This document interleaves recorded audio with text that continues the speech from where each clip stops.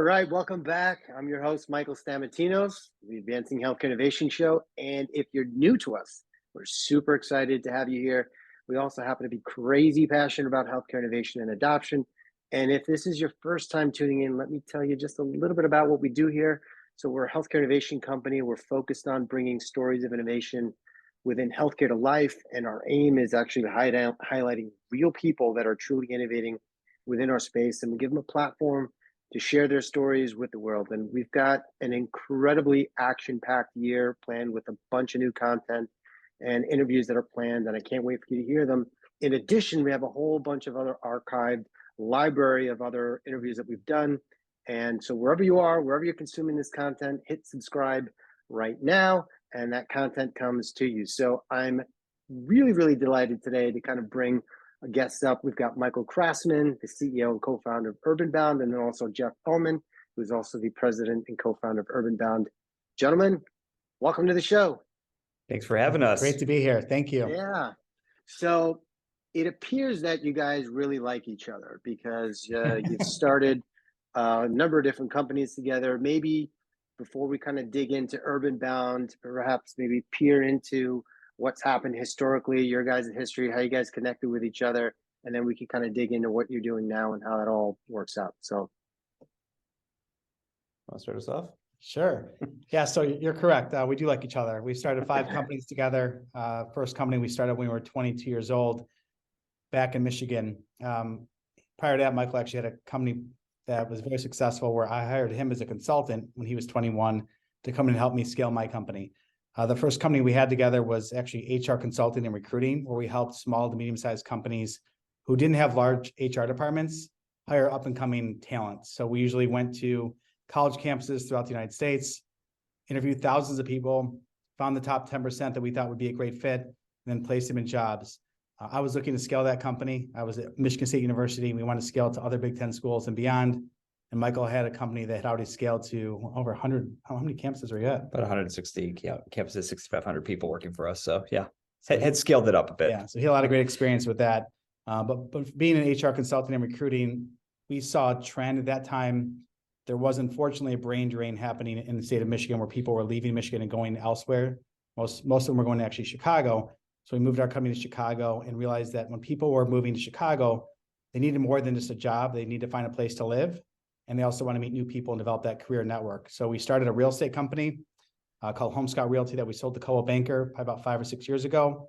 And we also started event planning companies. So it was basically help you find a job, help you meet new people, and help you find a great place to live. So that was how we began our relationship.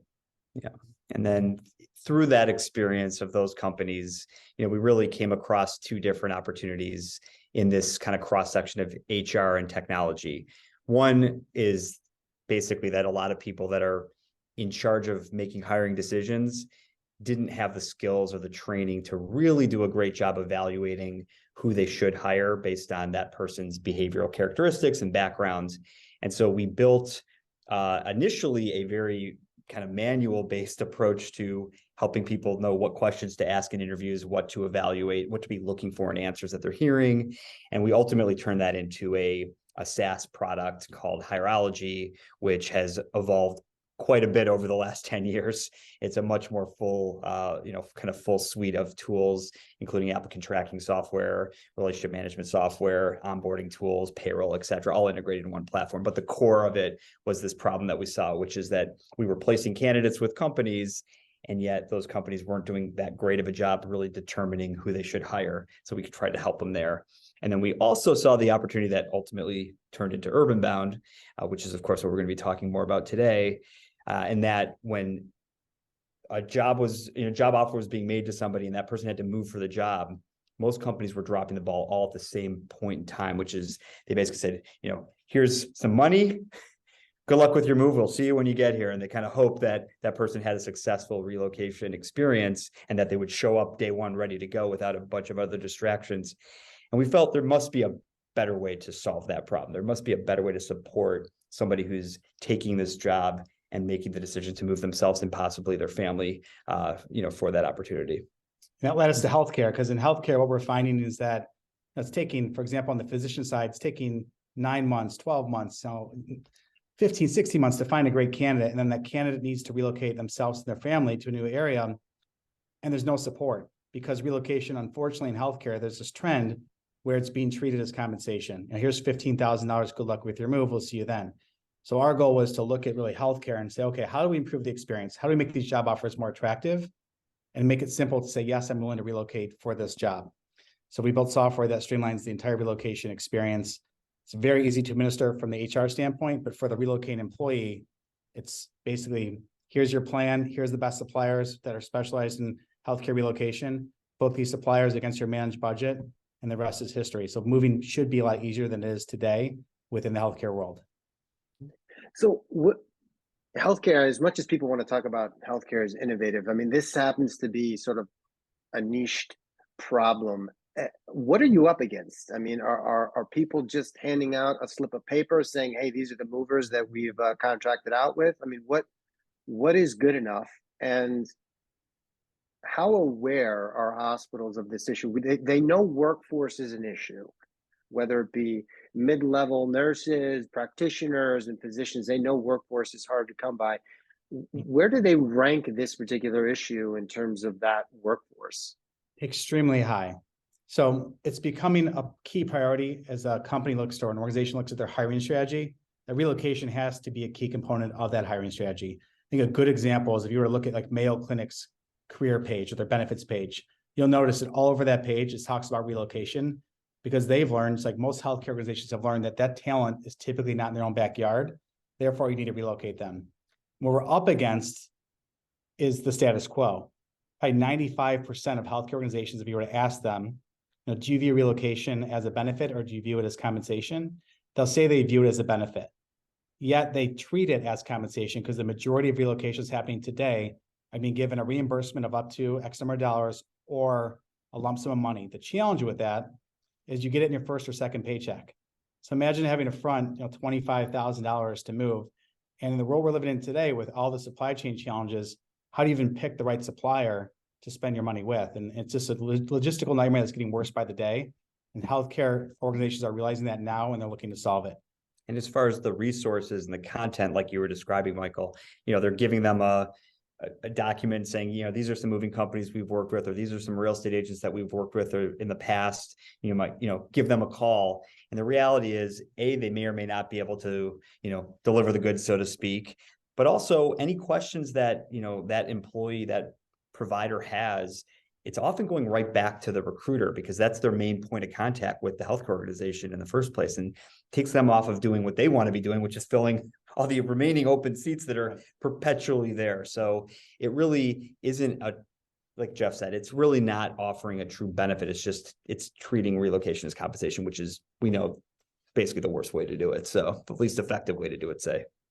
So you guys have seen a lot of horror stories, and I'm curious as to when an HR professional, you said their job is to basically fill the role, but it appears to me that based on all of your particular companies, there's sort of a common denominator, and that's the understanding of people outside of that particular instance that you're solving for.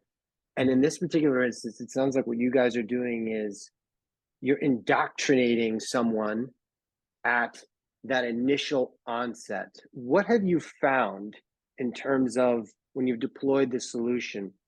How has that impacted someone's length in terms of how long they've stayed at an organization or how short? Have you seen anything when they haven't had an indoctrination period such as yours versus them just kind of going the traditional route? Maybe you can give some additional color to that. Yeah, well, a few things. Number one, it starts at we impact the offer to acceptance rate. Recruiters need a story to tell. We're relocating you, Michael, to Memphis, Tennessee to work for St. Jude. We care about you. We're going to support you. We're not just going to give you money and wish you good luck like other organizations might. So differentiate your job offer out of the gate by showing that you're going to give them the best possible experience and that you can empathize with what they're about to go through. Moving yourself and your family to a new location is not easy, and people need support. In fact, I would even say what we've learned, particularly over the last few years, is that helping to sell the area that the individual is going to be moving to is become a critical piece of their decision-making process if they're even going to take the job in the first place. And so we actually released a new feature set of our product that is actually geared at that individual who has yet to make the decision. So it's a way to educate them on the market, educate them on the city they're moving to, the housing market, the schools, cost of living, understanding what their future colleagues, where do they live, how do they get to the location that they're going to be working out of, et cetera.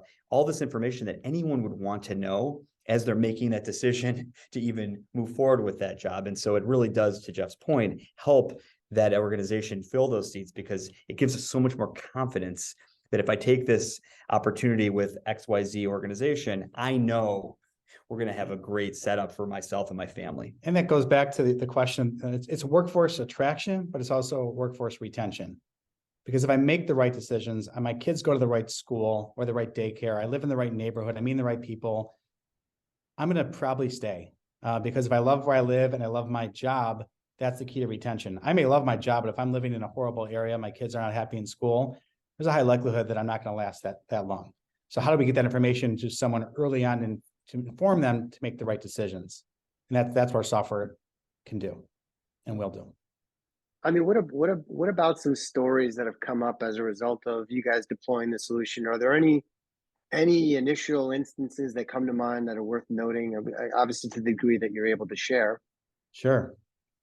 I mean, I think the one that jumps out to me the most is the amount of money that healthcare organizations are wasting when it comes to treating relocation as compensation. So when we look across all of our clients, I'll just give you an example. If you give somebody $20,000 to move, and then you tax assist that $20,000, you're effectively giving them $30,000. But what if the move only cost $8,000 for them to move? You never knew that because you gave them $30,000 effectively, and they went on a great vacation in Hawaii and they got new. But how did they come up with that number? Do they just pick a number out of thin air? Like how did they actually figure that out? Like, did it cost this? We have asked hundreds of companies how they came up with these policies. And I would say the universal answer is we took a guess, we modified the number over time until we reached a point where we heard less and less people ask us for more money. So it's literally that approach. It's as brute force as an approach as you can imagine. Right. And if you think about that, to Jeff's point, there is so much waste that goes into that approach. And that's what we try to unlock, is let us turn it into a true benefit, match the needs of the individual with what the organization actually ends up spending. And what you end up seeing is significant reduction in the overall spend. I'm happy to share with you how we do that. Would that make sense to actually dive into that today? Yeah, it's your show. Okay. Well, what we do is we take that same $20,000, put it into our software, and we convert it to what we call like a managed budget. So that physician now has up to $20,000 to spend for his or her relocation, and they're able to unlock all different benefits they would qualify for, and they'll begin to book the services that they need. So it's the household goods, the auto shipment, the short-term housing for 30 days. And the key here is that these are vetted suppliers with service level agreements in place, competitive pricing. But at the end of the relocation, whatever is not spent against that $20,000 goes right back to the healthcare organization. And what we find is that 94% of our moves are coming in underneath that budget. So you might have $2,000, $3,000, $4,000, $5,000 remaining. It goes right back to the hospital. And you scale that out over 500 to 1,000 plus hires. There's millions of dollars in savings that you can turn on by moving to this type of approach for relocation. Yeah. How on average, I mean, how many physicians does a health system typically try to hire on an annual basis? I'm assuming it varies, but I mean, is there a rough hire or relocate? Relocate? I mean, because I bet you, if you're talking about a huge health system that has, we're not going to name names here, but they have multiple sites across a geographic region, and maybe they need to deploy a resource to a different hospital to head a certain unit. I mean, how does that happen often? I'm assuming it does. Obviously, your business exists for this particular reason. Yeah. I mean, we believe in some, it's going to vary, like to your point. I mean, it's going to vary by the size of the organization, how many beds they have essentially, which is going to ultimately dictate how many personnel they need in order to, staff up and be able to take care of those beds. But what we see in certain situations, it's at least 50% of the people that are being hired that actually end up having to relocate. And it goes back to what Jeff said a moment ago. If you think about highly specialized roles, providers, physicians, nurses for that matter, they're often not in the backyard of where that healthcare system is located. And so they are having to cast that wide net and find talent elsewhere. And so it does result in a very high amount of the hires that are being done having to relocate in some capacity. And maybe it's not, across the country, maybe it's just, you're moving, 50, 60, 70 miles away, but even that is going to generally require having to relocate yourself, because it's just not going to be feasible to have, yourself in the original location and be able to work in that new healthcare system. So it happens very frequently. Is it just right now with physicians, or are you talking about, nurses, nurse anesthetists? Like, what's the actual scope of what you guys are able to do on the relocation side of things? It's any healthcare worker that needs to relocate for the job. And the healthcare workers that we're relocating today, they're very tech savvy. They're very tech dependent. They're expecting some piece of software to make it easier for them. The worst thing that any organization can do is not support that individual, because that is the first impression of the brand. Yet they're the people who are supposed to take care of patients, yet they're not being taken care of when they need to move. Yeah, I guess first impressions are lasting impressions, but at the same token, you're setting the tone, right? I mean, Right. If you're coming into an organization and we're saying, hey, we're giving you this offer, come here, we want you here, and then all of a sudden you tell them, we'll figure it out. Well, those little things might end up meaning big things later on down the line. Does that mean that leadership is not going to support them when they get into the role? I mean, if they break out the white glove service and they roll out the red carpet and they say, here's what we want you to do, and we're taking you through step by step, I'm only imagining that can, then the likelihood of them referring a colleague to come join them based on that experience is probably going to amplify. Have you measured anything around those types of those stats?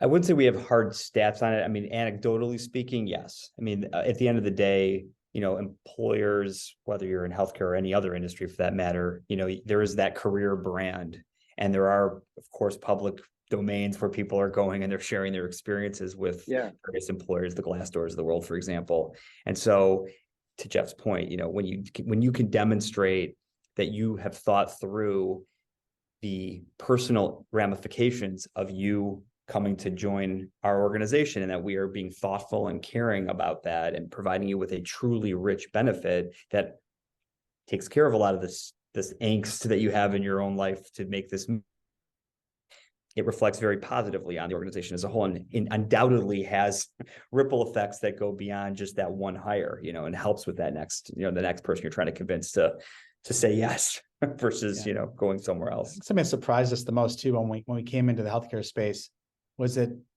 there were so many organizations that also didn't even have a relocation policy or guidelines in place. You've got a physician who's now moving his or her fine wine collection and a boat, and then they're submitting for reimbursement, and they're being told, well, we don't cover that. I said, well, we didn't know that. I would have never done these things. And that's the first impression. Now you're arguing over $10,000 when if it would have been documented, or someone moves and they find out that it was not going to be tax assisted and they actually owe tax on the relocation compensation they received. And there's an argument with HR out of the gate. And that story is very common because it's not being clearly communicated because there's no policy in place. It's up to some recruiter who had a phone conversation to the physician or whoever it might be. So there's so many opportunities to improve relocation in healthcare. Yeah, absolutely. So one of the things that I guess I admire most, just kind of getting to know you guys a little bit more, is how in each of the different organizations that you've built, culture has been really a big thing. And I remember, Jeff, you mentioned a story about how with hierology, when people kind of make it through a particular process, they become hierologists, and you give them the lab coat. If you were to kind of create that type of culture within healthcare, and you were kind of to create a and I'm putting you on the spot here for both of you guys, so think through this. If you're going to create a ceremony as clients come on board with UrbanBound, what would that ceremony, how would that look like? I'm going to go with the BFD: balloons, flowers, and dinner. We want to celebrate. We work with a customer. There's nothing better, and COVID caused some challenges here, but we want to get out and celebrate success. We want to be able to measure the ROI we're having and define what success is for them, and then have multiple milestones in our evolution working with the new healthcare system to show the return on investment and the offers being accepted and the retention numbers changing. So we always say, like, balloons, flowers, dinner, celebrate as much as we can. Life is short. Let's celebrate these accomplishments together. True partnership. Yeah, I agree. That was a good answer. That wasn't scripted, by the way. So that's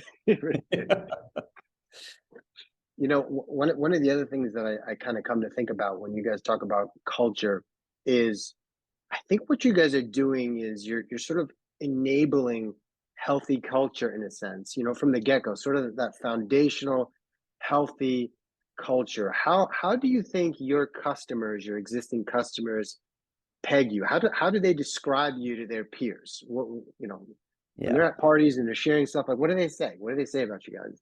Well, so Jeff and I have always believed, you know, culture is caught, not taught. And it starts from the top down, and it starts with a culture that we've built at our own company of transparency, of respect, mutual respect across the organization. You know, we have always believed you hire people based on, you know, their backgrounds and their skills that they bring to the table, that they can do the job. And then you trust them to do the job that you hired them for, and avoid situations where you're feeling like you have to micromanage. Because at the end of the day, I have always believed and found to be the case most of the time, and I think Jeff would agree, that people will do the right thing and will come to the right conclusion if you provide them with the information and you hire people that you want to work with also. You know, we kind of have an unwritten rule here that we don't hire people that we wouldn't be able to work with, let's say. There's a more colorful word we could use there. But yes, we try to hire good people that have, you know, the right approach to how they handle situations. And when you do that, and those people are working directly with, you know, those people that are on the front line working directly with our customers, I think that spills over very obviously, you know. So when certain situations come up, even if it's a challenging situation, our mentality is what's the right way to handle this? What's the right way for it to, you know, be delivered to the customer at the end of the day? And I'm just thinking of an example, like around that, you mentioned like someone's at a cocktail party and they're talking about UrbanBound. How are they describing us? I had a client, this is probably about 6 months ago, where he shared that at his annual review, he felt like a hero because he was able to go in and share with his boss that they saved $1.7 million and they had a 4.8 satisfaction rating out of 5 when they changed the relocation program. And that was it. And that's the kind of story I want people to tell, is that we came in, we helped them save money, and we improved the experience, and that's the winning formula. And whoever made the decision to bring us in obviously looks good. Well, inevitably, you help them make money too, because you got a happy employee that's more productive. They feel like their kids, their significant other, are settled in an area, and they have those unknowns that now become knowns as a result of what you guys are doing. Like that's impact, that's innovation. I'm curious, through each of your tours of duty in terms of what you've done with historical companies, has your view of innovation evolved? Has it changed? And what does that look like now from when you started to where you are today?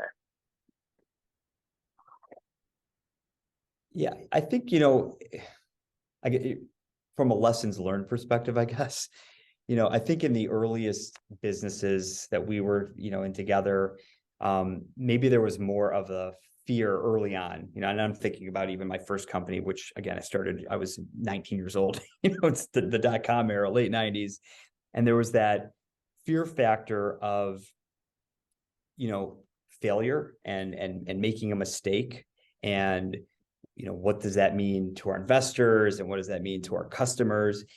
And what we've learned over time is if you build a culture that actually encourages going for those moonshots, taking aggressive, you know, setting aggressive goals. You know, we use a methodology at UrbanBound, which is, you know, widely used now, OKRs, objectives and key results, which encourage this notion of really moonshot thinking and saying, look, getting to 70% of your goals, if you do that, is actually success, because as an organization, you're pushing yourself and you're taking those chances. And that's how you foster an environment of innovation. I think if you have that opposite type of a company culture that tends to be more risk averse, And if we set the number, it has to be this exact number or else we failed. Over time, you end up attracting people that are, wanting to live more within those parameters, and you stifle innovation. And I think, for us, that we've really tried to maintain that that other way of thinking. And I would say as entrepreneurs, we tend to live in that, you look at an org chart or an accountability chart, we live in that visionary box. And people might think that we have the blueprint or we have the ideas to, help the company evolve. But those ideas often come from our customers. The high majority of the time is asking the right questions to customers or prospects, looking for pattern recognition, and then sharing that back with, for example, your product team, who can then build and solve for that solution with great technology. And most of the ideas, I'm proud to say that they're not our ideas; they're the ideas of our customers. Absolutely. So what is when you're facing a customer, what is your go? And this is giving some secret sauce away. So what's your go-to question where you can just extract information? Because clearly, I think you guys have a skill. You have a very good skill, which is you can see things that other people don't see. And obviously you can ask a question, but the way that you're able to kind of put everything together and then act on it, I'm just curious, what is the setup question that's like your go-to? So to me, it's a series of questions because it's like, it's not just one, but it starts with the most basic one of what's your biggest challenge? And then it's how long has it been a challenge? And what have you done to solve the problem? What are you hoping to accomplish with us today? And who else have you told about this problem to? So it's a series of questions that I think unlocks the right conversation. And I learned a long time ago, as a consultant, for example, you get paid for your questions, not for your answers. So we do like to come in and ask the right questions and have those type of conversations. And ultimately, we do believe if it's the right prospect for us, then our technology should solve their problems. Yeah. What's working, what's not working exactly. Yeah. It's the open-ended questions that usually produce the best results, because a lot of times if you're dealing with a very specific request, you get like locked into the details, and we like to kind of go a little bit further back and say, well, how did we get to this point? What led to this issue being an issue? And then you discover, oh, there's an opportunity here. And Michael, I know we talked in healthcare how it's a long journey to get someone to say yes and actually sign an agreement. So another question is like, why is now the right time for change? Yeah. And let them tell us it is the right time, because oftentimes people want to talk and they can't actually execute and take action because for whatever reason. So timing's everything in healthcare. We're learning that. So I know we're kind of coming towards the end of our time, and I'm having a blast here, but I'm curious. Let's just say we fast forward a year from now when we're both kind of hanging out doing this, and you're looking back. What would get you really excited about that 12-month period? And maybe that's a shared vision, but I'd love to kind of hear that, and you can kind of proclaim that to the audience. Yeah, I mean, I think I think most business owners, or just any of us, can agree that we're in very choppy times right now from a macroeconomic perspective. I mean, there's a lot of uncertainty. If there is a recession, what degree of a recession we're going to be looking at 12 months from now, and how prolonged it might be. And I think something that's going to make us feel really good about that we were successful during this window is, were we able to help our customers, these healthcare systems that are, as Jeff mentioned earlier, already straddled with a lot of problems, even pre-pandemic, already had a lot of labor challenges and cost reduction issues that they were working on. Were we able to help deliver on our promise to not only help them find the talent that they're looking for, but also to reduce costs and waste in this important part of the recruiting process? If we can do that through this extremely challenging economic environment that we're all experiencing together, I would say that would be a major win, and we can be really proud that we were able to do that. Yeah, and to me, it's the data tied to that. The hard dollar ROI.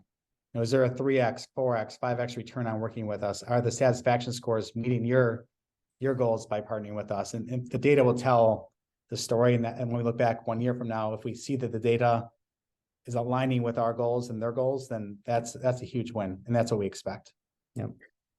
I'm just a glass half full person, but I despite how difficult conditions are out there, it seems as though the winds are really in your favor, because of what you're able to do, because of how you're able to deploy and go to scale and help people save money, find the right talent. It just seems as though that that the timing couldn't be better, despite the hardships that many are facing. And I want to be very, very sensitive to that, and especially with our health systems and the issues that they're grappling with, and there are many of them. It just seems as though that the timing is right now.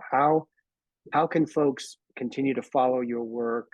Maybe just a plug about what you guys are doing, maybe any upcoming events, things. So the floor is yours, and share that. Yeah, I would say we're constantly pushing content out there to educate people who are attending this webcast today. So by visiting UrbanBound.com, Go to our blog. and go to our blog, subscribe, and of course, you can always reach out to Michael or myself on LinkedIn or through the website, and we'd love to have a conversation. Yeah, we're on all the social channels, so we push our content out there on a regular basis, usually daily. So you'll find a lot of content coming out from us. So yeah. And if there's one ask that you could have, any health system folks that are tuning in, I guess, what would that be? What's the one takeaway that you want people to have, from our conversation today? For me, it's to stop settling for the status quo and realize that change has to happen. There are so many great opportunities to attract talent that your organization is probably losing out on today by that first impression of not supporting someone during the move. Yeah. Wonderful. Well done. So listen, folks, if you found this content helpful for you, would you mind sharing it on social media, liking it, subscribe, as mentioning, especially when it comes to sharing it with your networks. And for me, I'm grateful just to be able to interact with folks that are really making an impact in healthcare, no matter how niche down it is. I think every particular problem that's being solved, especially as it pertains to workforce, is a huge one. And the more doers that we bring into our community of healthcare innovators, the better off we are. So, Michael, Jeff, it's been wonderful to have you guys come on. I'm looking forward to continuing conversations with you guys and following progress and keeping up to date with you guys. So it's been a pleasure to have you. Thank you so much for having us. Thank We you. appreciate it. It's great. You bet. All the best. Yeah, bye, Michael. Thank you.